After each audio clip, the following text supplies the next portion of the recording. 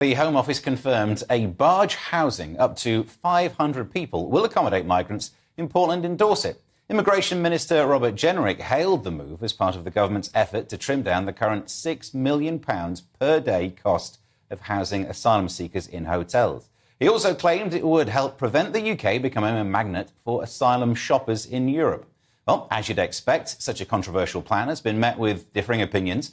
The Daily Mail warned how migrants have threatened to disappear into the streets and live homelessly, rather than be moved onto these floating hotels, while Labour simply called the plan's ridiculous gimmick. So, will it work? I'm joined now by GB News viewer Shaun and Lars. Thank you for joining me. Shaun, first of all, so do you think that the migrant barge is the right way to tackle this issue? No, I think it's political posturing. It's just theatre. And the reason I say that is this is addressing the symptom rather than the cause. The symptom is here, and it's been here for 3 years. The cause is the actual criminal activity happening the other side of the channel, facilitating many, many migrants coming across. Now, had they said, we're going to put these barges in place 3 years ago for processing, i.e. before any migrant lands on UK soil, that would have been a good initiative, although that will still be late. But doing it 3 years later, it doesn't make any sense at all. And the maths don't work.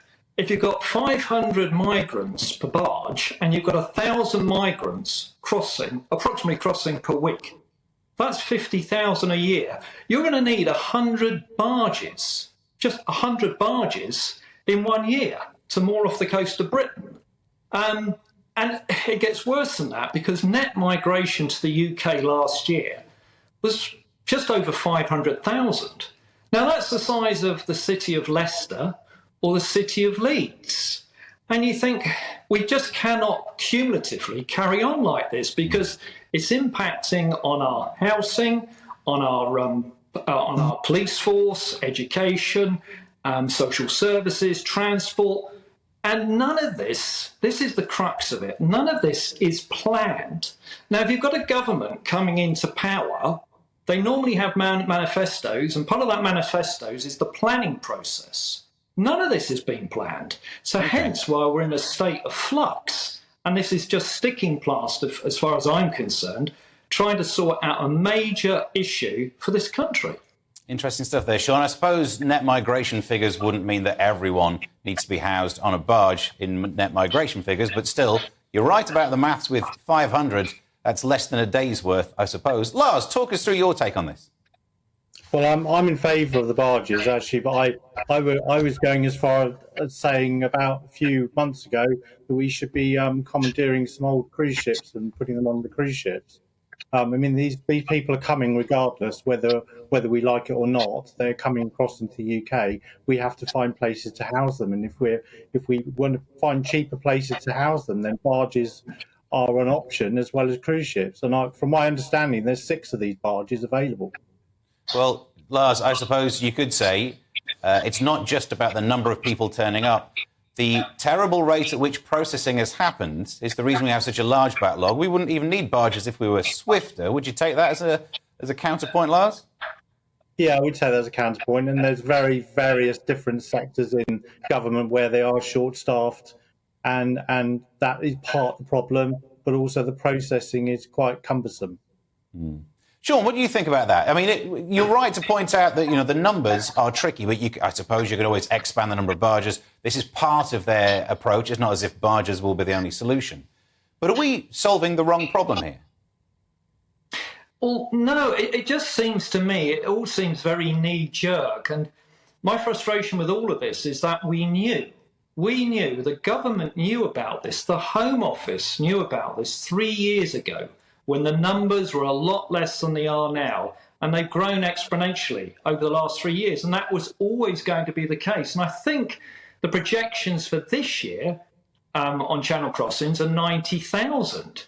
I mean, we're talking about the size of Wembley Stadium on top of the number that crossed last year. So it's just getting bigger and bigger each year. And, barges in the English Channel will not solve this. Yes, processing is important, but that needs to be sped up so much more quickly.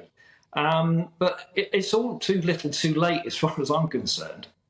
But you said earlier that the issue is about planning. Well, instead of planning the space, if we planned to improve processing rates, then there might be some light at the end of the tunnel. But the problem is we're almost creating a situation that could go on forever.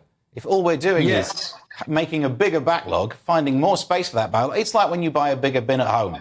You spend more time to fill it. You get a bigger tank, the goldfish grows. You just get more capacity, you find a way of filling the capacity.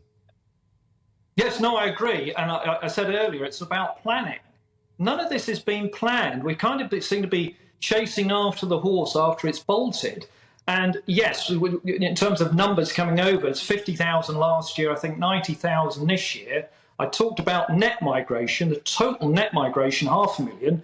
Now, that obviously is not all channel crossings, but that's all part of the artificial increase in the population of this country. It's not organic growth. When you've got organic growth in a country, you can plan for it. When you have artificial growth, it's very difficult to plan because you don't know what the real numbers will be year on year.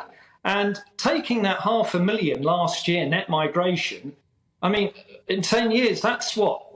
That's going to be 5 million. Okay, Shaun. Let me bring in Peter on this. 8 to 9% of the total population of this country. Yeah, I mean, infrastructure is always an important topic that needs to be brought up all the time when we're looking at these figures. Let's bring in Peter on this. That when it comes to the way in which we're dealing with this problem, if it's going to be an issue of coming up with a solution that won't really solve anything, is there a risk that this is just a policy for policy's sake to make the government look good? I think there is definitely an element of that. There is just have a gimmicky feel to it. But we do, this is the thing, we have to house these people somewhere. There's no other way of arguing it.